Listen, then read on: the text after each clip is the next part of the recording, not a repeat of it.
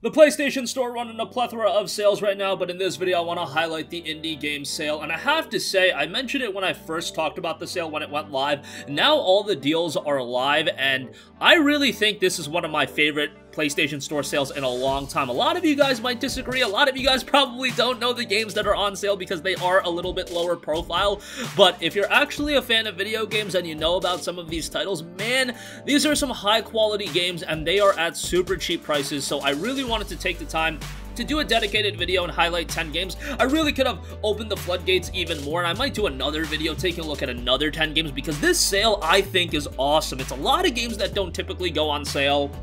You know, indie games don't get the shine all the time, but nevertheless, let's get right into it, and I want to kick things off with a Mark of the Ninja Remastered, 55% off for $8.99. I bought this game on so many different platforms. I think I first played it on PC, but I have the remastered version, and it is such a good game. An action stealth title that you can play in a variety of different ways, and this version, yes, it's upgraded, but the essence of Mark of the Ninja is what makes this quality. Mark of the Ninja is just an awesome game. Great visual style. This is one of those games like Bastion that I believe is really going to stand the test of time from a visual standpoint just because it employs this great art style that I just don't think, for me at least, it'll ever get old. I love how the game looks, and again, if you're into stealth action games, you're really going to dig this one. You got New Game Plus in here as well. You got DLC. So good stuff for just $9. Next up, here's a game I always go to bat for when it's on sale, but let me mention it again. Slay the Spire is excellent. 50% off for $12.49 makes it even better. It's a combination of a roguelike and a card game, a deck building game. You build your deck as you go through the Spire, so to speak, and a lot of strategy in this game. When I initially started playing this game, I was just like, okay, building my deck as I go. Just gonna pick up all these great cards. Look at my deck, I got so many great cards. With the idea of a card game, and really, while I was playing this game, it should have clicked for me right away. You gotta have a thin deck so you get to your cards as quick as possible. So it's this balancing act on how you want to create your deck. A lot of strategy has to be implemented. You have a lot of items and things like that you'll get through your run as well. And how you weigh each option makes a great deal of impact on how you're gonna do in the game. I'm big into this game. I have some friends that have spent like north of 300 hours in this game. That's how much they like it. I haven't played it quite that much, but I got it when it was in early access on PC. Loved it then, and it's just even better now. $12.49 is a great buy. Next up, Metroidvanias are in the rage right now. Everybody loves them, some Metroidvanias. SteamWorld Dig 2 is a fantastic one. I bought this on a bunch of platforms too. I got it on the Switch first, but this is a great title. If you are into Metroidvanias, you're gonna dig this one as well. Awesome visual style in this one. Got great reviews, great gameplay. Just a really, really charming game as well. I really enjoyed my time with this one. It's got an 85 on Metacritic, overwhelmingly positive reception on Steam. It's a good one. SteamWorld Dig 2, I guess it would have an overwhelmingly positive reception. I would say $8 for it is pretty good for a high-quality Metroidvania experience. Next up, Tetris Effect, 50% off, $19.99. This is a really good one as well. If you have PlayStation VR, Tetris Effect is absolutely paramount that this is one of the games you own because the VR experience in this one is so good. As a basic Tetris game, it's also really good. You got great particle effects in here, great music. I mean, that original Tetris Effect song is still one of the best songs in all of video games. I'll go that far. And $19.99 for it, yes, still a little bit pricey, but I would say it's well worth it. A great title, and well done by Enhanced Games. Next up, we got Frostpunk Console Edition, $14.99. I spent an obscene amount of time on this on PC, and yes, if you want the ideal experience for Frostpunk, would play it on PC. You're gonna get the high quality visuals if you do have a quality PC, and the controls just work better with a keyboard and mouse. It makes an okay enough transition to the PlayStation 4, but fundamentally as a game, I think it's so good. This is a dark game, man. You're gonna have to make some hard choices, and while I'm playing this game, sometimes I literally feel like a little bit guilty over the choices you make, like making your people work an extra shift, or not having food, or whatever the case may be, and the presentation of this game is so good that you kind of feel like garbage while you play the game and you make these choices. And I say that in like the best way possible. Like, the game emotionally invests you, and with a game like this, I really didn't expect it to going into it, but it's by 11-bit studios, and you know, this War of Mine, that game was fantastic, and I think Frostpunk is even better. I think $14.99 for it is a great price, so do give that a look. Next up, Helldivers Super Earth Ultimate Edition is $7.59. I bought this at launch. I can't remember if it was a PlayStation Plus title or not. I don't believe it was, so I must have bought it at launch, but I remember picking it up the day it came out, and I jumped into it with a couple of friends, and it should be noted, Helldivers, you're gonna get the best experience when you play with friends. This is done by Arrowhead Studios, guys that have kind of expertise in cultivating quality cooperative experiences, and Helldivers is an awesome one.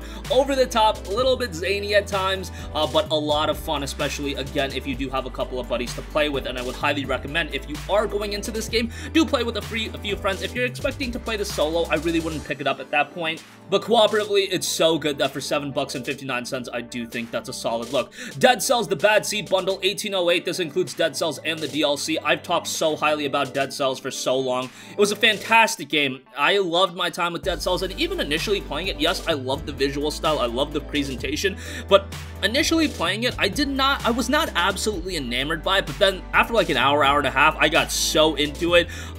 It's just a great Metroidvania. If I had to rank my favorite Metroidvanias, actually, let's not even do that because that is so hard. There have just been way too many good Metroidvanias over the last few years, but Dead Cells definitely ranks among the top of them, and Motion Twin has done a fantastic job of really supporting the game. And yes, I know it's at a premier price point still, but there are a few games that really do deserve to stick at that premier price point. Dead Cells and the work Motion Twin did in this game, I feel like is one of those titles that it's not 80% off, but it's a game that's of value enough where it doesn't need to be 80% off. It was worth $25 at 1808 with the DLC. It's still worth that. You can get the base game for 15 bucks, but I would just get the DLC as well. You're gonna have an awesome time with that one, so check it out. If you've been living under a rock and you've yet to check out Undertale, this is one of the more unique games that you're going to play. Such a strong narrative and a lot of twists and turns in this one. Art is great, music is great, it's really a love letter to those of you that loved the RPGs back in the day, and Undertale's just absolutely fantastic. Another title that, from its initial price of $14.99, it has retained a premier price point. It's 30% off for $10.49, so obviously not a significant discount, but it's one of those games that's at that elite quality level where you really can't be mad if you do buy it even at $14.99. At $10.49, obviously a better pickup, but yeah, a great game, and one of those that's really a must-play considering it does, I wouldn't say move gaming as a medium forward, but comes pretty damn close to it. So I think a lot of other games can take a lot of story notes and narrative telling, notes from Undertale, because it does that really, really well. Next up, The Messenger, another awesome old school action title, really a love letter for those of you that are into 8-bit and 16-bit titles. Messenger really harkens back to that, but the visuals are also modernized, where I think a 2020 consumer can look at the game and be like, yo, that game looks cool, let's go jump into it. But yeah, kind of a difficult game, but a really enjoyable one as well. At 10 bucks, I would say it's a really, really great pickup. Give that one a look. And lastly, I do want to give a shout to the Shadow Warrior Collection, which is 75% off for $14.99. Of course, Shadow Warrior 3 has been confirmed, but if you've yet to play Shadow Warrior and you want some over-the-top action titles, boy oh boy, Shadow Warrior 1 and 2 are really good. Shadow Warrior 2 would say is quite a better game than Shadow Warrior 1, but 1 still offers a great experience. Both titles for $14.99, you're getting a decent bit of gameplay out of this one, and again, over-the-top action gameplay, you can never go wrong with that if you just want to chill out in evening or you want to rush through the game. Shadow Warrior is one that I couldn't put the controller down at my first playthrough, and it's one that it's very easy to go back to if you just want to zone out and play, a fast-paced action title. Shadow Warrior really fills that void. There's a couple of other games that can definitely fill that void as well, but I think Shadow Warrior does as good of a job as any in terms of that criteria. 15 bucks for both is great, and be on the lookout for Shadow Warrior 3. At this point, I believe it's only confirmed for PC, but we'll see how that shakes out in the future.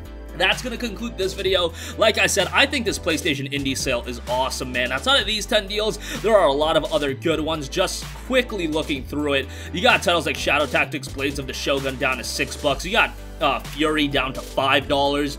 Every time you just change the page on the PlayStation Store, it seems like you'll find a pretty good deal. Hard Reset Redux for $4. Never Alone $3. Yaga $17.49. Gunlord X $4.99.